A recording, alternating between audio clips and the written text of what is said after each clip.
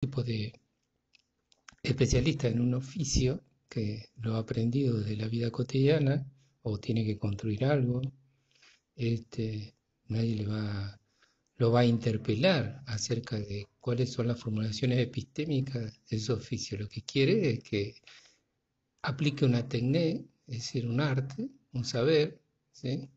Eh, y lo resuelva. Y en eso que lo resuelve tiene una efectividad. Es decir, recuerden que yo les dije que tenemos que pensar toda teoría en campo de descubrimiento. Si nosotros lo pensamos, ese campo de descubrimiento en la vida singular de un sujeto, ¿sí? La validación de la teoría, en este caso, en un oficio, la validación de una teoría la da la práctica, la da la praxis es articulación en teoría y práctica.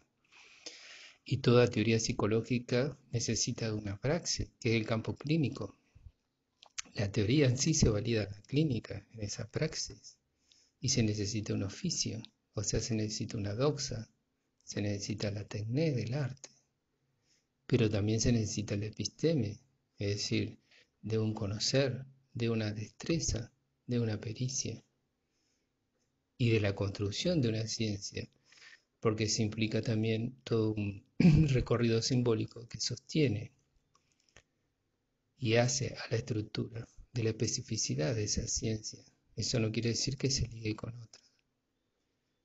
Entonces, volviendo a la etimología de doxa, doxa también significa fama, reputación, estimación, celebridad, gloria, esplendor, majestad. O sea, no es algo menor una doxa. La doxa implica el reconocimiento de otros en relación de algo de un hacer, de un qué hacer con otros, de un saber hacer.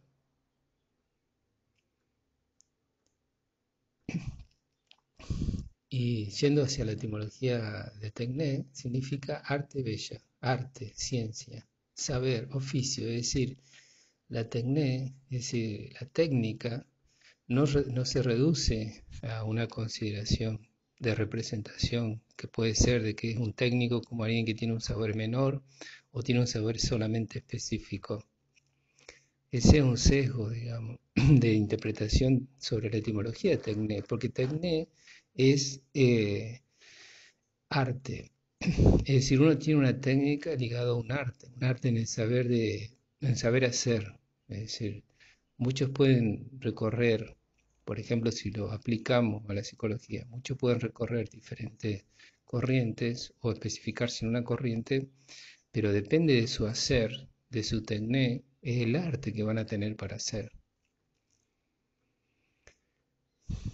Entonces, por ejemplo, haciendo una referencia, eh, Jacques Lacan señalaba en la época que, bueno, había psicoanalistas no solo en Francia, sobre todo Argentina, que es una de las sedes mayores psicoanalistas había, es decir, para contarlos, los números eran muchos, ¿no? Y entonces él señalaba que psicoanalistas se pueden nombrar o se pueden numerar con los dedos de una mano.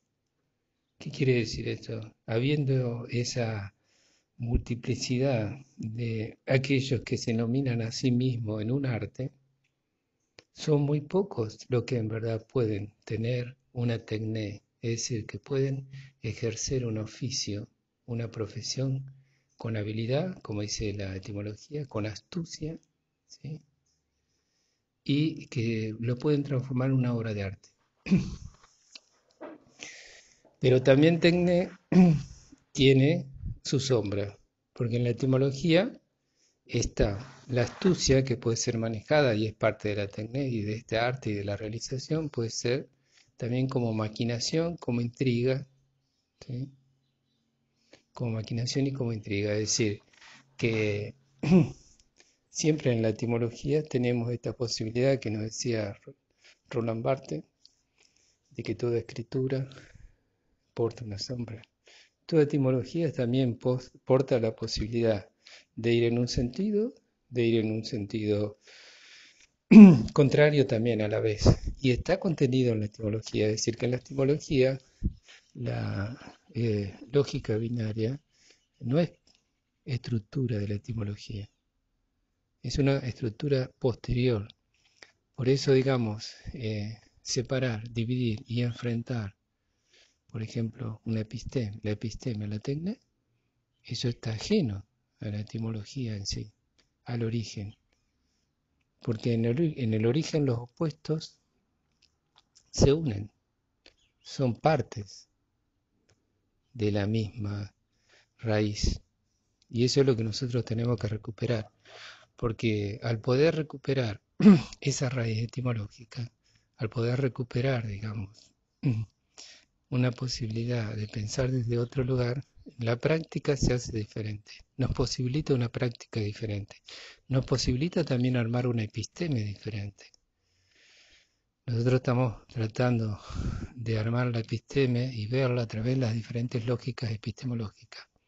Entonces, hay que interrogar a las corrientes psicológicas, a todas las que ustedes van a ir viendo en primer año, corriente 1, segundo, corriente 2, a medida que vayan introduciéndose en los marcos teóricos de las teorías dominantes en la carrera de psicología, por lo menos en Paraná es la corriente psicoanalítica con sus variantes internas, escuela sobre todo inglesa y francesa, y la corriente sistémica. Pero bueno, hay acercamientos a otras corrientes que ustedes después pueden buscar por su cuenta y perfeccionarse, digamos, en los saberes de esa corriente si consideran que tiene un valor de verdad, digamos, más útil para ustedes, para instrumentar a ustedes en la elección que ustedes realizan. Entonces, encontrar esa fundamentación, esa episteme. Ahora, ese episteme no es solo racional, y acá se complica, porque es una inteligencia, una de las consideraciones de la palabra episteme, inteligencia. Se complica cuando nosotros abordamos el psicoanálisis y ya no hablamos solamente de una inteligencia racional, sino que hablamos de una inteligencia inconsciente. Y hablamos de una inteligencia ligada a las emociones, a los afectos, a las pasiones, a las pulsiones, ¿no? Entonces, la episteme, digamos, tiene un campo que abarcar, complejo, difícil, ¿sí? Del orden de la verosimilitud, como yo ya les había señalado en otro teórico, es decir, aquello que es probablemente tanto verdadero como falso. ¿Por qué? Porque la verdad se va a ligar al deseo y al amor, y el deseo y el amor construyen verdades, que pueden ser ficciones. Por eso también se dice que el psicoanálisis es una ciencia ficcional, pero son ficciones que tienen valor de verdad en cuanto el sujeto, digamos, vive en relación y es habitado por esa verdad, hasta que deja de ser verdad y luego puede construir otra.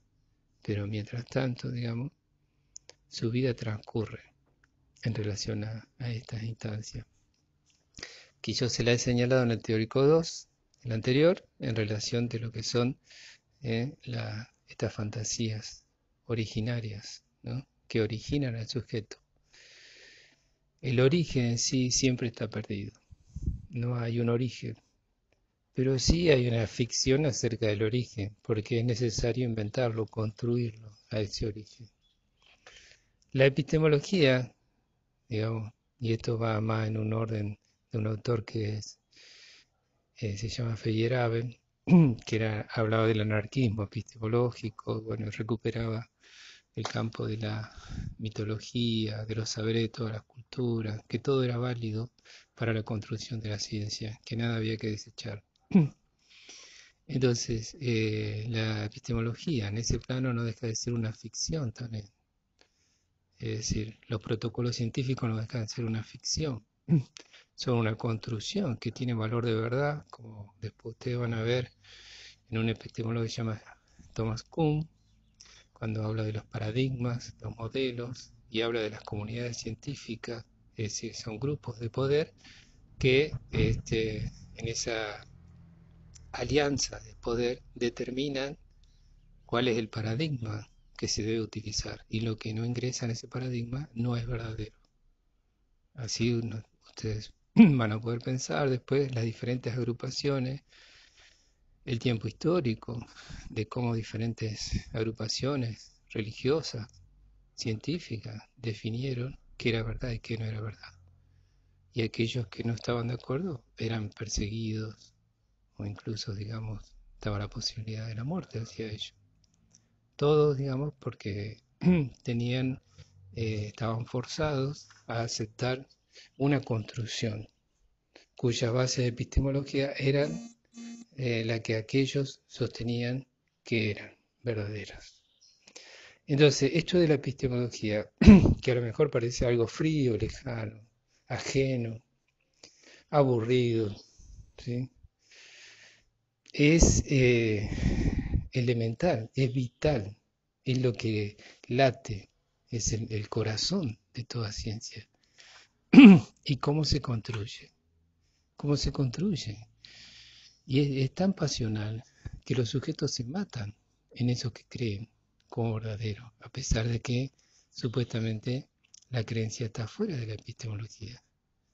¿Sí? Pero la pasión hace que el sujeto se sostenga en eso que construye, porque ya deja de ser algo ajeno al sujeto, sino que pasa a ser parte de la estructura del propio sujeto. Recuerdan cuando yo les mencioné en teóricos anteriores acerca de la matriz de aprendizaje y los obstáculos epistemofílicos. Es decir, esto que señalaba Pichon Rivière. En muchos de ustedes, lo que ustedes creen es su verdad y es parte de ustedes, pero eso está ligado a sus afectos.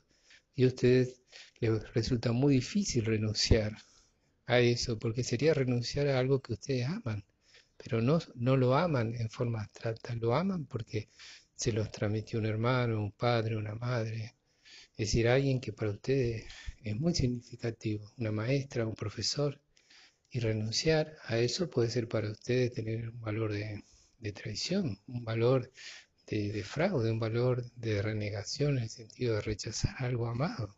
¿Y qué harían ustedes sin ese saber? Piensen en alguien que está ligado a la religión. ¿Cómo pesa eso en la estructura del sujeto? Entonces, podríamos decir, jugando un poco con la imaginación, que nosotros, ¿sí? Somos seres epistemológicos, somos seres epistemológicos sujetos a una epistemología. ¿Qué epistemología tiene cada uno de ustedes? Ligado a su glosa, ligado a su experiencia, a su idea, a su representación, a su noción. ¿Qué tecné tienen ustedes? Ligado a su oficio. En este caso ustedes tienen un oficio, más allá de que tengan otro, pero es el de estudiante. ¿Qué tecné usan para ejercer el oficio de estudiante? ¿Logran un arte? ¿Es un arte bella?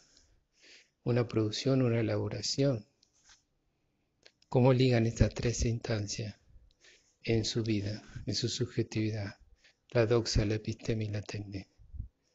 Bueno, les dejo esos interrogantes, luego continuaremos. Este audio lo vamos a hacer un poquito más corto